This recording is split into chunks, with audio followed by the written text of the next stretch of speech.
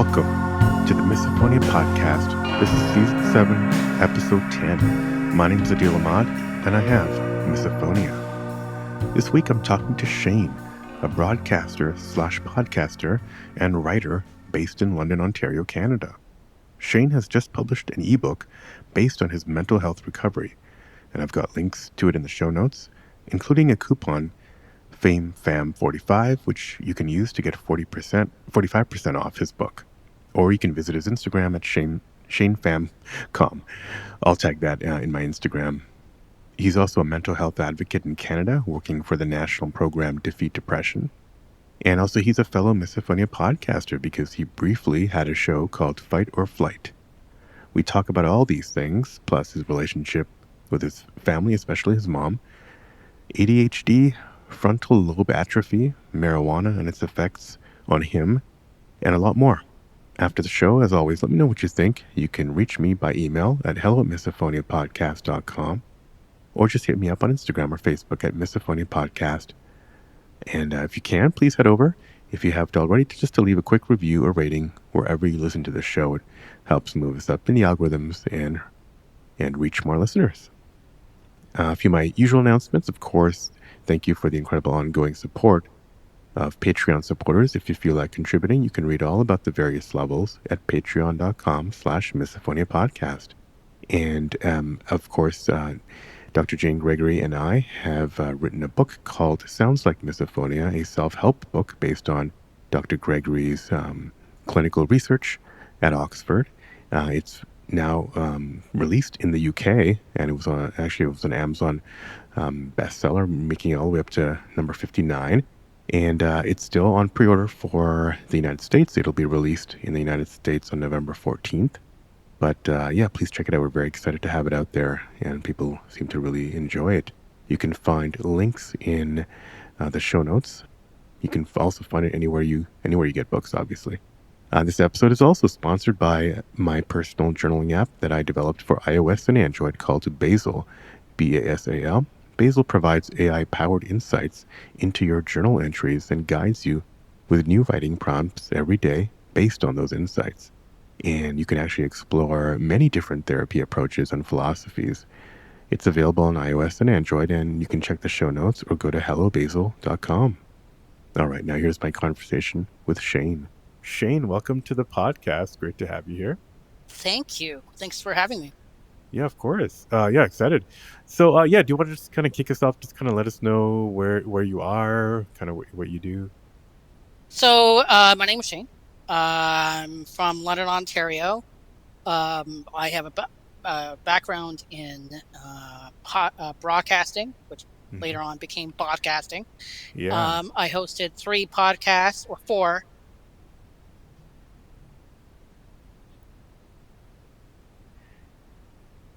I think it was 8 episodes, and every episode had a different aspect of me finding out about my misophonia, to dealing with it, to the little stories that had to do with me battling misophonia and things like that. So, but yeah, now I just released an ebook. It's called Recapturing My Mental Health Through Short Stories. And yeah, it's just delivering stories of me with my mental health from childhood to today. There's a chapter there about I touch a bit on misophonia in the book too. Yeah, I know. I was reading a little bit. It's been the first day of school, so it's been kind of crazy here at home. Didn't get to read everything or absorb everything super carefully. But I definitely want to get into that. You're the first other Misophonia podcast host I've interviewed, so this is the first. Also, I went to school at Waterloo. I went to University of Waterloo back in the late 90s, so I'm kind of familiar with your neck of the woods a little bit. So that's very cool. Cool. Well, it sounds good. Well, I guess maybe do you want to talk a little bit about the book? When did you publish it? I'll have links obviously in the show notes. Yeah. But I'd love to. I'm very fascinated by, I'm writing some. I don't know what form it's going to take, but I'm writing some art basically based, kind of inspired by my life, and also short stories from the podcast. So I'm very interested in kind of hear about how this came about. When did you publish it? Kind of what led to it? So I came up with the idea around a year ago, and I was just writing like journal entries and stuff during COVID, Yep. especially during my COVID. My whole thing was when I was finding out about misophonia. So, and since I was a child, I always liked to write. Comes back to radio and growing up in the newsroom. I love the English language that way. So, I used to get through my feelings through just writing. I'd go to the park and just write and write and write. Mm. And I was trying to dabble into poetry, and then I sent a text to my mom about one of the poems, and she said, "Why don't you write a book about mental health, about your stories with mental health and misophonia?" So she came up with the title, "Recapturing My Mental Health Through Short Stories," and I kind of just went through the first phase. So the first phase of the book, I found I was writing through anger, and Hmm. if something happened that day, or if someone upset me, I would go home and write a chapter about them. And then I kind of like backed off from it just because life happens and I didn't really have time. And then I reread it and I was like, man, this is not really a book I really want to write about. Like this is not the book. And I think it was in April, I looked for it because I wanted to find it again. And Google lost it. Oh, Like it's somewhere in the Googleverse. yeah. So I had to start again. And this time I kind of had a better idea of what I wanted to write and like a better understanding of what I wanted. So in the ebook, I'm a big music fan. I went to Trappist Institute, so music always played a big role in my life. So in the beginning of each chapter, there are links to different songs that helped me around that Yes. time. I remember that So part. Yeah. Yeah. yeah, so one of the chapters was about my back surgery in 1992, around the same time that the Jays won the World Series. I remember that. Yeah. Yeah, Joe yeah. Carter. Joe Carter's 3-1 home run. Yeah, in the Yes. bottom of the ninth. Yeah. And so at the beginning of that chapter was different tracks. REM was in there. I think Cranberries was in that chapter. Yeah. So I had a better vision of what I wanted that the book to be. And after that, it was just kind of like everything what came easy. And I wrote it. I think I started back again strictly in May, and I finished it in July.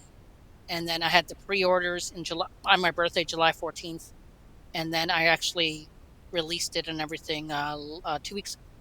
Nice. My Yeah. birthday's July 17th. Man, we're Oh, good. We're nice. so close. Well, congrats, first of all, on Thanks. the book. It's an amazing project. There needs to be more of this. I mean, that's why I did the podcast, is to tell short stories. But I'm Yeah. not a writer, but this kind of what this has been, to kind of humanize the condition. But sorry, let's get back. Let's get back to you though. But so, did you find it healing? I mean, let's talk about kind of like the act of It's writing. weird because, like, even though I remember, almost dying at his sick kids hospital at the age of 14, um, I don't really think of those times again, right? But then when I was Mm. writing it, so I finished that chapter, started writing another chapter, and the funny thing about my book is that, and I found this out when I was at 5,000 words, the average ebook is 2,500 words. So it's like, yeah, I think I'll be the Moby Dick of ebooks. So it ended up being like over 6,000 words. Mm-hmm. And I went back to the back surgery chapter, and I was like, yeah, this is not done. And I just kind of like added more things. And one of the things was me going back to school. And then suddenly one thing that happened was I remembered going back to school, my dad gave me one of his big swivel maroon chairs from his office so I can sit in, because I went to an independent school called Toronto Waldorf School in Toronto, Mm-hmm. and they're very wooden based, like all their Yeah, stuff is wood. Waldorf school. Yeah. Yes. So I we had to So I couldn't sit in a wooden chair with my back brace for, even 4 hours.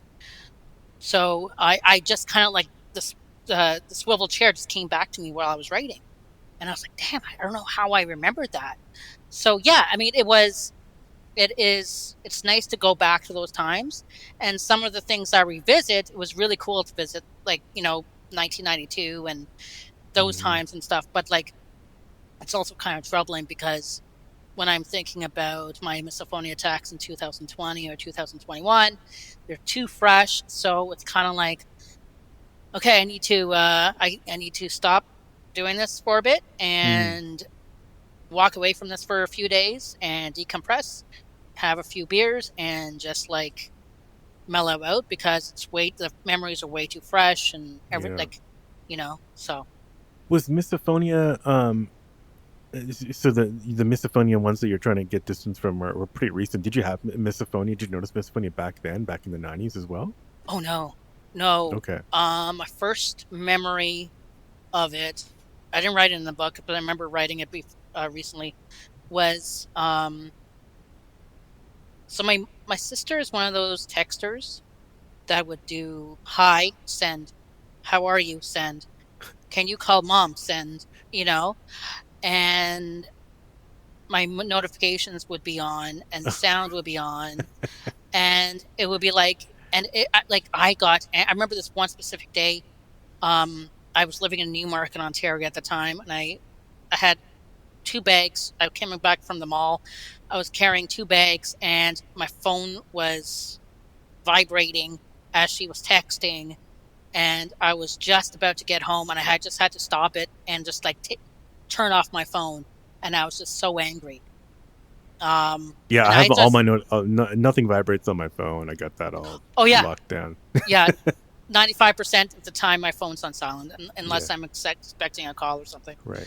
But but yeah, and I had to like I had to just not answer her for a bit because it actually like got on my nerves. And she's also one of those mad ringers who would just ring the doorbell like over and over and over again, and that also bugged me. I remember that bugging me when I was like a kid. But that was the first real experience I can remember of me having a fight or flight reaction to Mm-hmm. a sound, Was right? the doorbell in particular, Uh, this or well, the notifications, the the notifications? Yeah, yeah, yeah, yeah, yeah, yeah. yeah, But then after like things kind of like added up, like the doorbells, yeah. um, what really got to me and that really sparked my misophonia and that whole all the drama was, um, I would live when I first moved here in London. I lived in the basement apartment with my mom lived upstairs, and it was her footsteps. Mm-hmm. And she was Mm-hmm. just living her life, just, doing her thing. And she's a heavy stepper by nature, you know, 40 something years living with her. I knew that. But suddenly it just kind of like sparked something where I would just go, like, I would rage Yeah. or I would have to leave the house. I remember this one time when it got really serious. It was a Sunday. I had a huge migraine and I had to um, take off all the lights and just lie down in my bed. My mom came down. She thought that I had taken one too many Advils or something because I was just in a mood and I was sleeping. Um, and then I would have to leave. Like I left the house for a bit.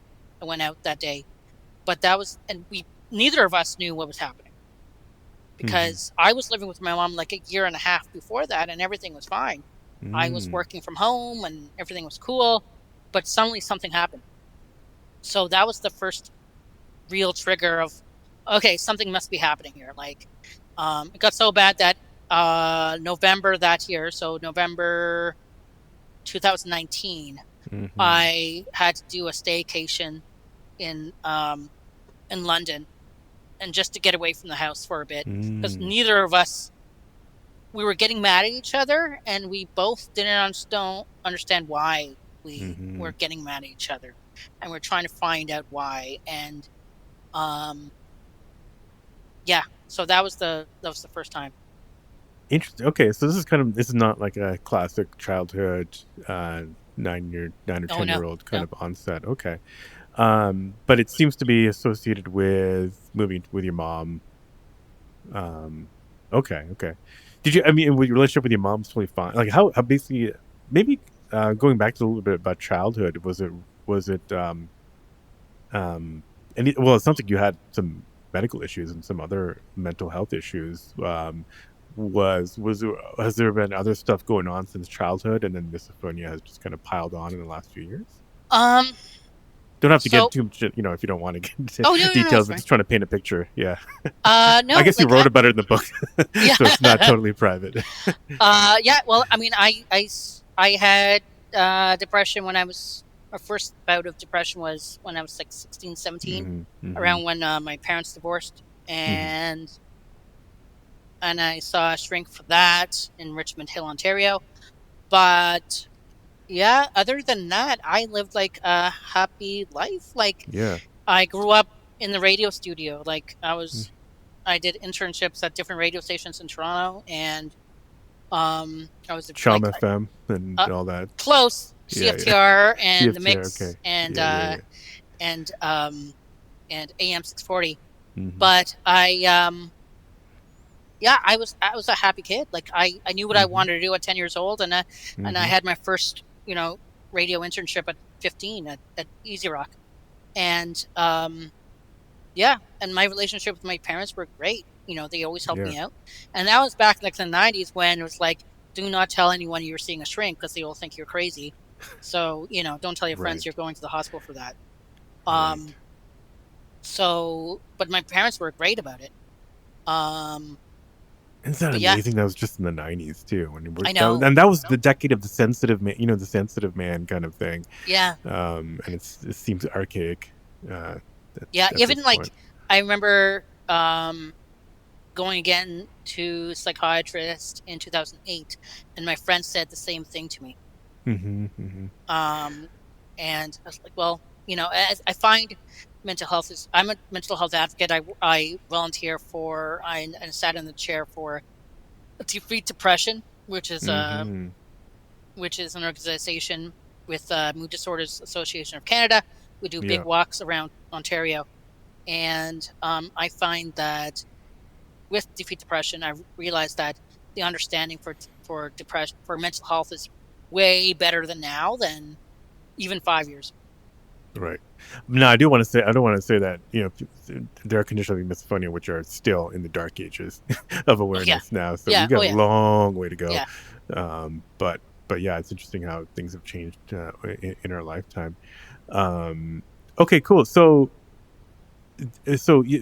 so you painted the picture of when misophonia was hitting, and you had this staycation. Did you start to did you mention it to anybody else? Like, so how did you find out that misophonia had a name and and that stuff?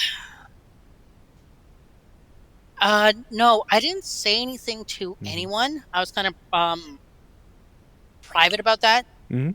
Um, but I did some research, Yeah, and there were different things that I kind of like found, and then I think I found misophonia, or I Googled it, and then I didn't really take it that seriously. And then I mentioned something on Facebook, and I said, "Does anyone know about misophonia?" And then I had like 5 or 10 talk comments, like, and then more people messaging me privately saying, "Yeah," and from most your of the friends or yeah, like from groups? Okay, cool. yeah, and they were all like, "Oh yeah," well, most of them were like chewing and things like Yeah, that.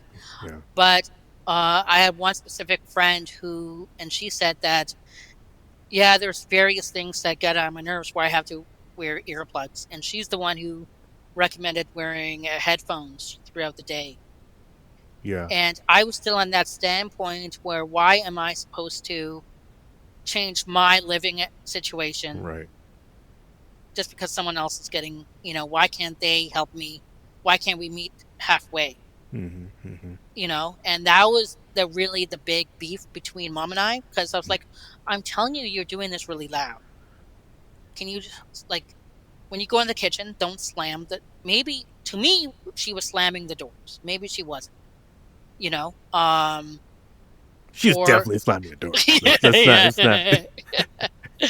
So I was like, why can't you just put rug on the on the Right. floor instead of like having it Just float um across. Just slide across the floor. Why do you have to even? Yeah. What, or just fly. Um, so yeah, so she and that's where she kind like we tried to meet halfway, and that's what got on my nerves because she wasn't really like she was trying, yeah. she Yeah. understood, but like it was not to where I thought she would be trying, and I was like, Mm, why am I having to wear my headphones for this? And my dad would say, why don't you just leave the house? I'm like, I'm in the middle of doing something. I can't stop doing what I'm doing just because I'm avoiding someone from walking around. That's not right. really that fair. So um at that time, I guess that was like me refusing to think it was misophonia, Mm, or refusing to take any action on my part of how to classic. counter it. Yeah. Right. Right. Gotcha. Okay. And did you then? How did you get over? Did you get over past that point? And I don't. Yeah. Well, I guess what happened next? Did you maybe talk to a therapist or shrink or whoever you're seeing about it? Uh well, yeah, so I there was day counseling here in London. I Mm-hmm. was able to get to talk to them. Around that same time, I decided with mom that I had to move out. Mm-hmm. So we did the home search. We did everything. My aunt was living with us around the same time, so it was pretty hectic in the house. That's around that time too. So a lot of these things were happening, and but yeah, I ended up moving out twice. Back in October 2020, Mm-hmm. and then um again I moved into a basement apartment, which would be kind of like I should have rethought that. Oh. Okay. Yeah, Got and it people was above you. Yeah. well, not only that, it's a it's a spa. Oh. Okay. So uh I didn't really think about that, but then at first it was kind of like a honeymoon phase Yeah. from October to like December, January. It was beautiful. My own pad. It was nice. It was spacious. I was working. Had my own schedules, and then it started happening again. Mm-hmm. You know, the sounds from upstairs, same identical thing, and but this time this person wasn't my mom. She was someone else, Right. right? Right. So yeah. Okay. Okay. So you said you moved out twice. Did you mean you moved to two different places, or you moved out of your Good house twice? catch. Yeah. Uh, yeah, I moved briefly in a house like right down the street from me, Okay. Okay. Gotcha. for like a month and 2 weeks. But that was I was living with roommates, Yeah. and Yeah. I Yeah. I just didn't get along with the roommates, so it was Okay. just yeah. Gotcha. And so you say, talk to me maybe about your mental health advocacy. So you're dealing with a lot of a lot of different mental health. You're trying to raise awareness of mental health issues. Are you trying to inject misophonia into that conversation now? With I know there's, Yeah. um, I guess with defeat depression or maybe some other issues. Are you finding ways to kind of like spread the word in Yeah, Canada? so I've been with depression since 2020, and this year I was always doing stuff with the social media Mm-hmm. and with um, that like website stuff and things like that, and along with the walk. And then back in March, as we were gearing up for a walk on May 20th, last May on the 27th, my manager from Defeat Depression and Mood Disorders, Charla, she reached out to me and she said the chair from the London is stepping down if I wanted to Mm-hmm. step in and take his role for this year.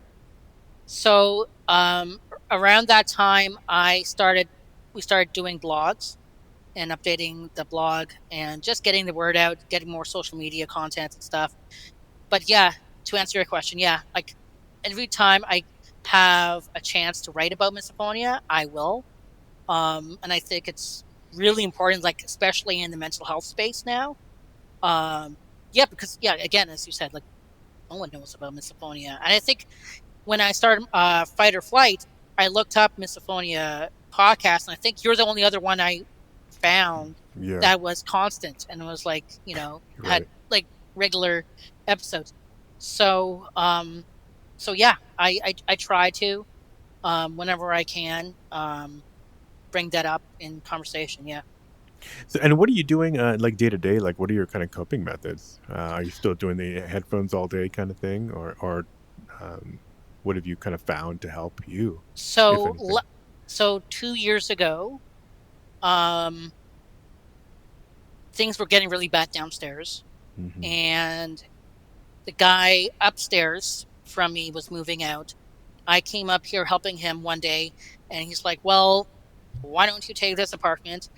It's going to help our landlord out, kill two birds with one stone." Hmm. So I ended up, this is where I live now, upstairs, Ah, from my own unit, my old unit. yeah. And so for that, because of that, now I also have a deck door now too, so it's nice. So so I solved the lack of sunlight and the noise from above me. Yep. But so since I moved upstairs, everything has been great. There are little things that I can control, like 90% of commercials get on my nerves now. Yeah. Like my phone ringing, things I can control. Yeah. Um, what I like to do, especially since this apartment doesn't have any AC, and I need to have the fans on, the little cracks of the fan sometimes gets on my nerves, and Hmm. little like just apartment noises get on my nerves. But what I've done recently is what I've been able to do is I have associated those noises with better noises. So Hmm. with the fans, I associate those fan noises with when I would go to Vegas on vacation with my family back in the day. And after going swimming, we would go back to the hotel and take a nap. And you know how that there's a certain sound hotel AC Oh, has. yeah. They all Yeah. have weird random sounds. Yeah. Yeah. So that's what I kind of associate the fan noises with. Yeah. So in my mind, I'm kind of like thinking that I'm at the Ramada Hotel in Las Hmm. Vegas and not at home listening to these annoying. So it kind of like gives me more peace. Yeah, As for that's a proven clinical method, is to kind of like try to redirect your, or just trying to change your the source of the sounds to something else. yeah, Tell yourself you're somewhere else. If that helps you get through, that's great. but yeah, I mean, other than that, I don't really have to do the headphones all day anything anymore. Hmm. Um, but it's still kind of like fight or flight type of thing. I have Google TV, so the remote is really small, so sometimes it gets lost. So sometimes when I hear in commercial and I can't find the remote, it feels like 15 minutes of Yeah. listening to this one sound. Yeah. Yeah. Yeah. So, but it never gets so bad where I'm punching the walls and wanting Right. to leave the house or whatever. So Are you? What about when you go out with friends and stuff, or like when you're out shopping, or I don't know, hanging out, restaurants, eating? when I'm out, it doesn't really bother me. Hmm. Hmm.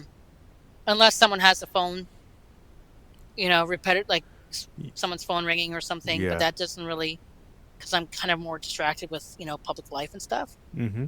Um, I remember this one day when this was back when I was just realizing what was happening, and I was at one of my favorite restaurants, and I can call it my local, and the bartender was a friend of mine, and she knew what was going on.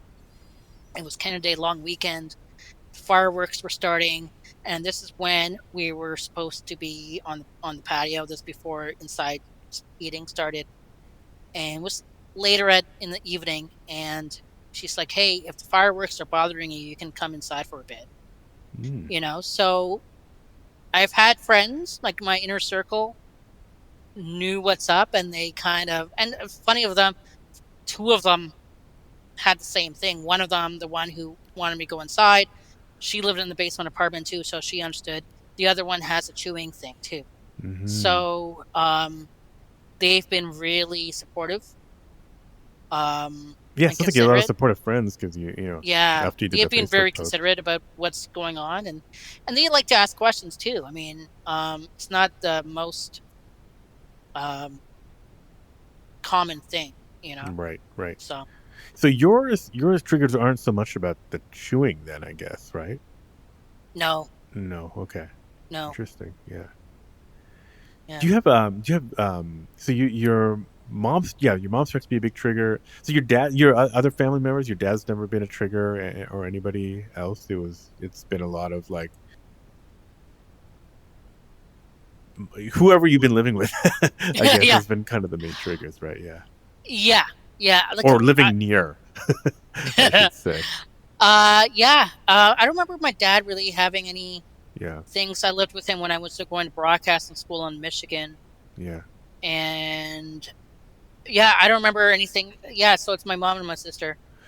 My Oh, sister with her little OCD type of things she would do. I see. Right, right, right, right. Okay. Oh, right, right. Yeah. The doorbell ringing and all that. And what about in broadcast and radio? Is there any ever things you have to be careful of? Because I don't know if you're interviewing or there's always like mic placements because a lot of people have problems with like listening to microphone voices. I'm curious if anything was ever Well, an that's why issue. I started my podcast, Yeah, because I would listen to podcasts and the host would just do little things that would just get yeah, on my nerves. And it was not yeah, more misophonia, but more of like mic etiquette and mic control and just like broadcasting one on one. yeah. Like, do not scream and do not yell into the mic, Right. and just knowing how to take breaths and not to cough and things like that. Hmm, hmm. And I was like, I could do better. I Yeah. will do better. I'll make my own. Right. And but yeah, I mean, there are things that like I can't listen to some podcasts just because of the same things. Yeah. I'm a big wrestling fan, and I listen to a series of podcasts um, that is managed by this real estate. I think it's real estate or insurance guy. He does like Ric Flair, Bruce Pritchard, Jake the Snake, a bunch of these guys podcast. So he has Ric Flair doing one of their spots, and it's like Ric Flair going 50 miles an hour, talking about going to this website, and it's like an ad, Hmm. and then Ric Flair does his woo, and it's really annoying, and I know when it is going to be like in the podcast, Yeah. and I Yeah. have to make sure I Yeah. mute it just in time. But I don't remember anything like when I was in the radio studio or doing my own podcast or anything that would get on my nerves. So, what was your podcast? You want, yeah, talk about your Misophonia podcast, and what did it cover? Why did you? Was it meant to be temporary? Yeah, it was a very. It's like when before I started doing that, back before I moved to London, I was doing call center work for Rogers, um, cable tech. So rebooting Rogers is your like the Comcast of Canada, by the way. So, for yeah, those listening, exactly. Yeah. So I'm sorry, that's Radio 101. I should be more descriptive. So robbers, as we call it in Canada, um, I working from home for them, and I was just getting really depressed because of that. And I was talking to one of my radio mentors, and he said, "Why don't you you sit at home and in a room privately, with a talking to the mic, microphone and and you talk to people that you will never meet in your life for hours and hours. What does that sound like, Shane?" I'm like, "That sounds like radio." He goes, "Are you trying to tell yourself something?" Right? And I'm like, "Yes." Okay, buddy. I hear you. right. So, radio's always been like my theme song for radio is "This Used to Be My Playground" by Madonna. And it truly was. So, half reason why I started my podcast was therapy, and half of it is just because it's necessity, because I felt like my first podcast was called Shower for the Soul, was like a talk show like this, but about different mental health issues and things like that. And then I had Vice, which is more of a documentary style one.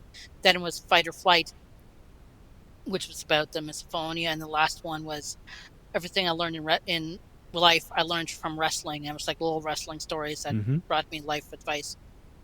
But yeah, I mean, it's certain. It's my first love, Mm-hmm. so um, I I just haven't found time, and as you should, as you know, um, to produce it, to write it, to host it, to Edit it find and all guests, that. Yeah. and it's a lot of work. So I'm not saying that like I shouldn't put in the work because I should, but it just takes a lot out of you, and just like life happens, and I can't commit to doing 3 or 4 seasons of a different topic and things, and Mm-hmm. just yeah. Yeah. No. Yeah. It is. Yeah. It's definitely a lot of work. I try to do as many shortcuts as I can, but editing out sounds is a fair amount of Hmm. work. It's Yeah. something you can't really get AI to do that yet. So because it's very specific, but yeah, no, that's cool. No, I'm going to go back to listen to some more episodes. Obviously, I'm going to have links in the show notes as well. But yeah, it's always good to talk to another Misophonia podcaster. Um, so yeah, maybe jumping around and going back to your now with your, so you've moved out. Your relationship with your mom, has that improved since since kind of a lot of this went down?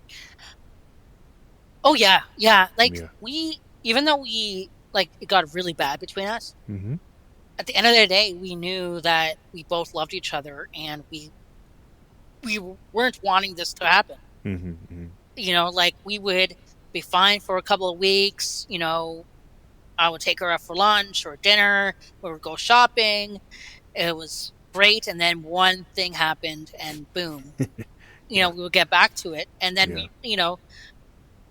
we both realized it was the misophonia talking and not me. Yeah. And because of the misophonia, all these other things kind of like got dragged up from the past and childhood and Mm. things like that. So, um, as soon as we solved that, we kind of we were fine. Like as soon as I moved out, we were perfect.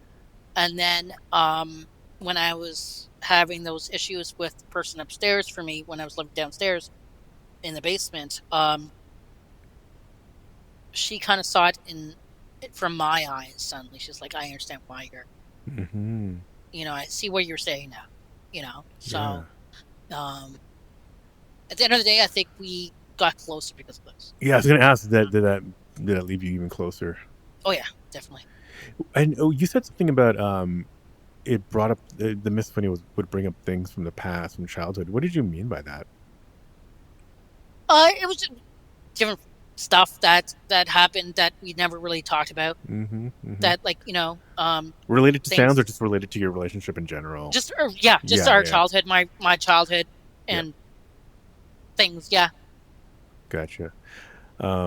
What about your sister now? Is she still somebody that you have to be on guard around? Is she understanding? um oh no, she totally understands. Yeah. I She's been getting better with text messaging, which is cool. And Two I sentences have at a time now. yeah, I don't have a doorbell, Yeah. so she's not repeatedly knocking on Right. my door. But yeah, yeah, yeah, everything's been much better with her too. Cool. Cool. Cool. Cool. And then like professional help, like I don't know if you still seek professional help, but are you finding that there? I don't know. Actually, I don't know what the awareness overall is of misophonia in Canada, but are therapists, psychologists, and psychiatrists relatively aware of misophonia, or is it still? They know of it, but Yeah. the funny thing is that they can't diagnose it.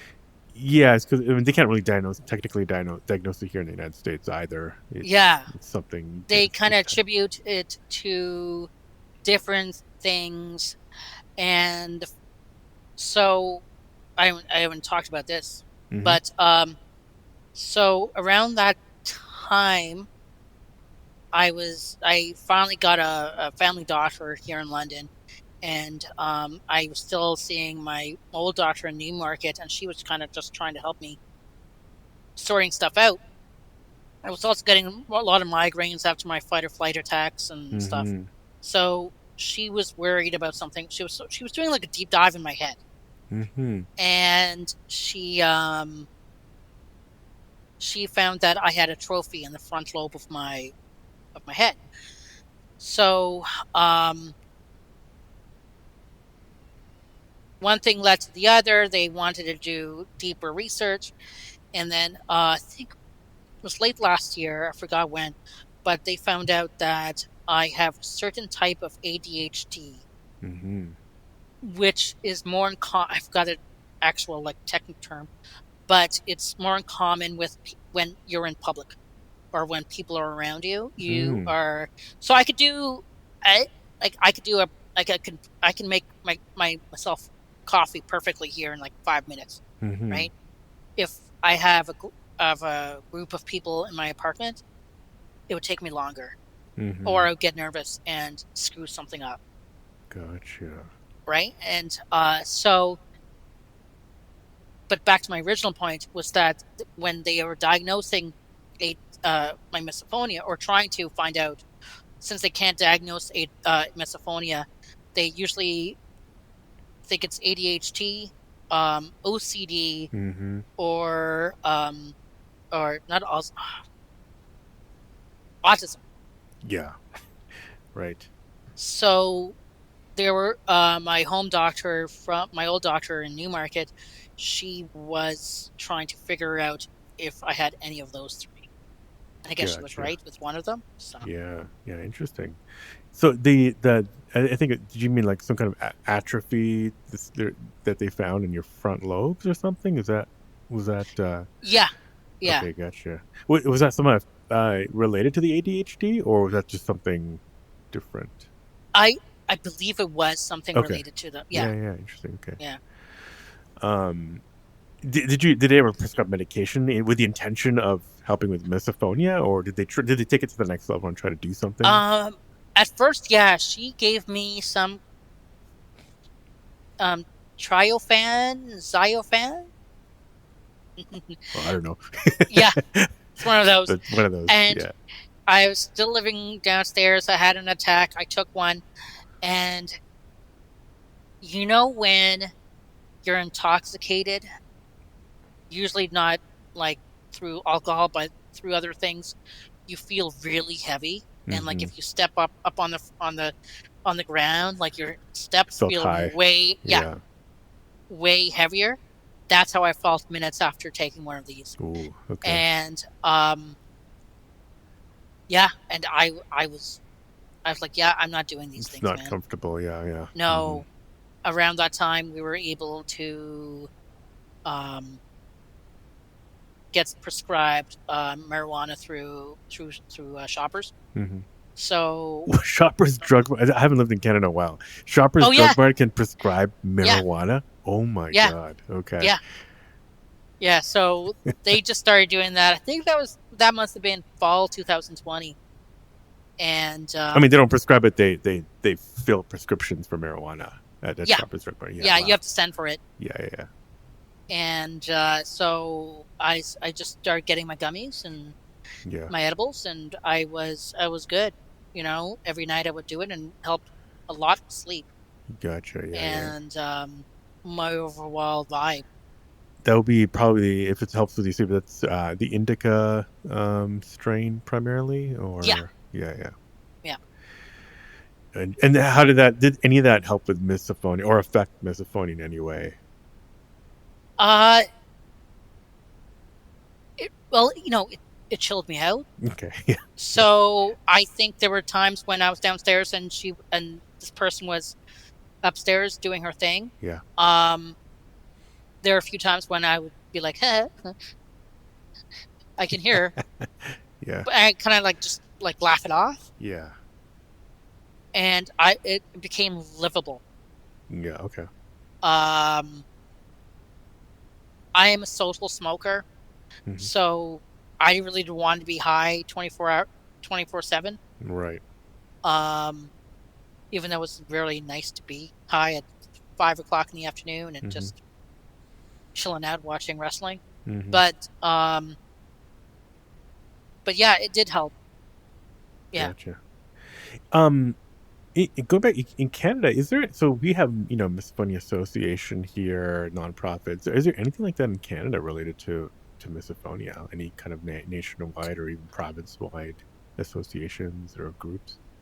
I don't know about Ontario. I don't think about Canada either. I personally haven't come out Gotcha. over Okay. with any of them. Yeah. Yeah. Yeah. Yeah. Interesting. Okay. Yeah.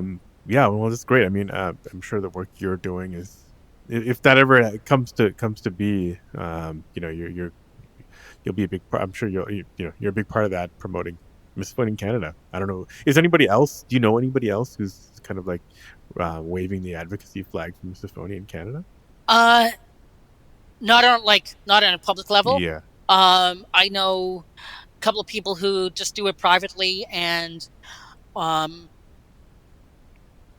are very outspoken, like on Facebook and stuff and I guess social media. Shailene Hayes is in Canada. I keep forgetting, but Yeah. she's quite Yeah. um, quite Yeah. quite a presence. So yeah, I forgot about Yeah. her. They're more like social media advocates rather than, Right. doing other things. But yeah, there are a couple that I've come across. But yeah. Yeah. So I mean, anything else you want to share? I mean, I'd love to hear maybe a little bit more from the book if you want. You can even maybe point at your favorite passage or something. But yeah, I'd love anything else you kind of want to Sure. share, even if Yeah. especially if it's kind of from the book. So yeah, I mean my book is you can get it if you go to my Instagram at ShaneFameCom. That was an American accent there. At ShaneFameCom. That's one word, and there's a link there. And yeah, it's 1550. You can use the promo code FAM45. So Fame it's F. Fam 45. I'll have a link to that clearly in the notes. But yeah, that's Yeah. great. And is that coupon code going to be available over the next few weeks? Because this will probably go Yep. live sometime in September. Okay, cool. Yeah. Gotcha. So Great. yeah. And yeah, you will be able to get 45% off of the 1550, and then you can also get a gift card to buy one for a loved one Nice. who could appreciate it. And if you want to reach out and find out more about my book, or if you're kind of hesitant about the book and want to get like a little preview of the book, which I sent to you, Yeah. you can hit me up personally at hostshane@gmail.com. Hostshane@gmail.com. Okay, yeah, I will link to that as well. Do you have any do you have any future plans for more writing related to misophonia or mental health?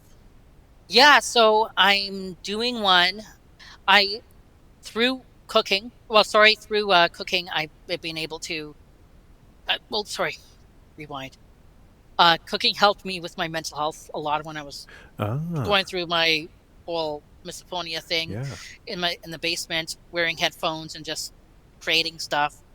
And I've been posting a lot of my dishes uh, on my Facebook and stuff. And a lot of my friends are like, Shane, post your recipes. They look amazing. Mm-hmm. So I didn't really want to do a recipe book because I don't really pay attention to what I cooked Yeah. or what I put in. So I wanted to do something special though, incorporating cooking.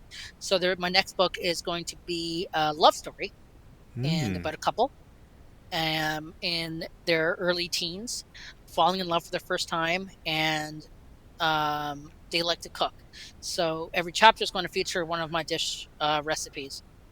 I'm Guyanese, so there'll be a couple of like West Indian dishes there, Yeah, and yeah, yeah. like spaghetti and stuff like that, and jerk chicken. And Mm. so that's what I'm working on. Hopefully to get that done by and released by winter. Nice. Okay, cool. Well, yeah, something to look out for. That sounds great. Will it be kind of like a mental health angle at all, or mainly just a way to the love story is a way to tie the recipes Oh together? yeah, it's gonna be because they're can't give away too much, but the couple kind of bonds through the guy's stories about mental health and Yeah. things that he was afraid to say to his school-age children. Sorry, to his Mm. school-age friends about, because he's afraid to tell anyone else about his mental health, like Right. being sad and stuff, Yeah. because he thought he thinks he's going to get made fun of. So it's kind of like I'm doing that just because I remember, going back to like the 90s and um, you know, being told not to tell your friends that, you're depressed or sad because, just looking like back when I was a kid, I was, anyone looking at me, they're like, Shane, he's a happy kid. He's always laughing. Right. They would never believe that I was, sad, kind of like a Robin Williams thing. Yep. So, this book is kind of like for the young readers who might not know how to talk to their friends about depression and anxiety and That's great. misophonia and stuff. So That's great. Yeah, I'm glad. That's amazing. Yeah. Yeah. Appreciate all the advocacy stuff you're doing, and yeah, creating art that uses misophonia and can in any way kind of inspire people to be more in touch with their mental health is amazing. So yeah, this has been great. Shane, thanks for everything you've done. Thanks for coming on, and yeah, obviously we'll be in touch. I want to have all these links in the show notes, but oh, for sure. yeah, thanks for doing Well, this. thank you, man, and thank you for doing what you're doing. Thank you again, Shane. Good luck with the book, and I'm so glad that there are people like you talking about misophonia in my home country of Canada. If you like this episode, don't forget to leave a quick review or just hit the 5 stars wherever you listen to this podcast. You can hit me up by email at hello@misophoniapodcast.com or go to the website, misophoniapodcast.com. It's even easier to just send me a message on Instagram at Misophonia Podcast. Follow there or on Facebook at Misophonia Podcast, and on Twitter/X, it's Misophonia Show. Support the show by visiting Patreon at patreon.com/Misophonia Podcast. The music, as always, by Moby. And until next week, wishing you peace and quiet.